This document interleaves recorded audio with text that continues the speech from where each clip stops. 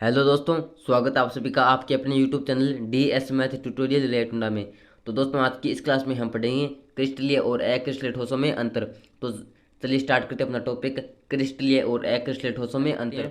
तो सबसे पहले तो मैं लिख रहा हूँ कि सबसे पहले तो हम देखें कि गुण, कि हम किस गुण में अंतर की बात कर रहे हैं। फिर देखें कि इस गुण का क्रिस्टलीय ठोस में क्या होता है और अक्रिस्टलीय ठोस में क्या होता है। तो सबसे पहले गुण है हमारा आकार या आकृति। तो देखते हैं कि क्रिस्टलीय ठोस में आकृति होती है वो निश्चित होती है, और अक्रिस्टलीय ठोसों की आकृति अनिश्चित या असमाकर होती है, यानी इनकी आकृति निश्चित नहीं होती है। तो ये हो गया हमारा पहला गुण, आकार या आकृति का। अब आता है हमारा 2 नंबर गुण। तो 2 नंबर गुण है हमारा गलनांक का।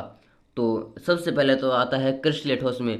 तो जो क्रिस्टलीय ठोस होते हैं ये निश्चित और अभिलाषणिक ताप पर पिघलते हैं, यानी इनके लिए गलनांक यानी जो ताप होता है वो ताप एक निश्चित होता है। जैसे मान लेते हैं कि नमक है, तो नमक नमक ऐसा नहीं है कि जैसे मान लेते हैं 200 डिग्री सेल्सियस ताप होने के बाद वह थोड़ा थोड़ा पिघलना स्टार्ट हो जाएगा, नहीं, ऐसा नहीं है।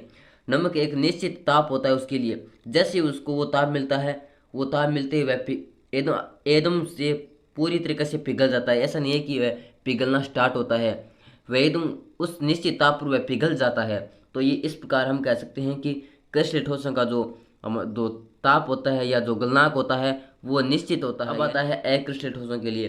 तो जो अक्रिस्टलीय ठोस होते हैं ये ताप के एक परास में धीरे धीरे नरम पड़ते हैं। जैसे हम मान लेते हैं जैसे प्लास्टिक, तो प्लास्टिक को जैसे हम गर्म करते हैं तो मान लेते हैं पहले थोड़ा ताप देते हैं तो वह थोड़ा थोड़ा पिघलना स्टार्ट होता है, फिर ज़्यादा ताप देते हैं तो वह थोड़ा और पिघलता है, और फिर और ताप देते हैं तो थोड़ा और पिघलता है। तो इस प्रकार वह एक परास में धीरे धीरे नरम पड़ना स्टार्ट हो जाता है और फिर आखिर जाकर वह पिघल जाता है।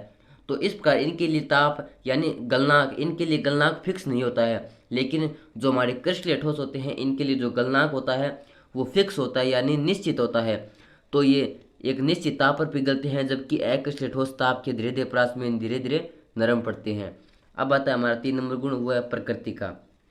तो जो हमारे जो क्रिस्टलीय ठोस होते हैं ये वास्तविक ठोस होते हैं, अक्रिस्टलीय ठोस होते हैं ये आभासी या काल्पनिक ठोस होते हैं, इन्हें अतिशीतित द्रव्य भी कहते हैं। अब आता है हमारा 4 नंबर पॉइंट, वो हमारा देशिकता का।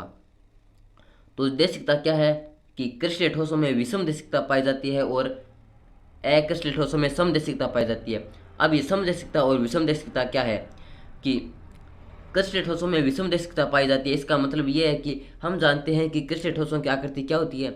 क्रिस्टलीय ठोसों की आकृति होती है निश्चित।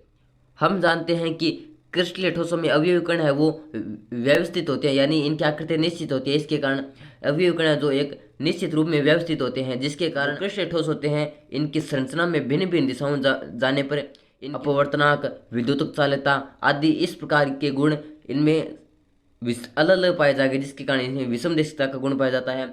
और अक्रिस्टलीय ठोसों में समदेशिकता का गुण पाया जाता है, क्योंकि हम जानते हैं कि अक्रिस्टलीय ठोसों में अवयवी कण है वो एक प्रकार से व्यवस्थित नहीं होते, यानी इनकी आकृति अनिश्चित होती है, यानी ये एक प्रकार से फैले रहते हैं। तो जब हम अक्रिस्टलीय ठोसों की व्यवस्था का अध्ययन करते हैं तो इसमें भिन्न भिन्न दिशाओं में जाने पर इनके जो गुण है जैसे अपवर्तनांक, चालकता, ये सभी गुण समान पाए जाएंगे। तो इस प्रकार इनमें जो गुण पाया जाता है वो पाया जाता है समदेशिकता का।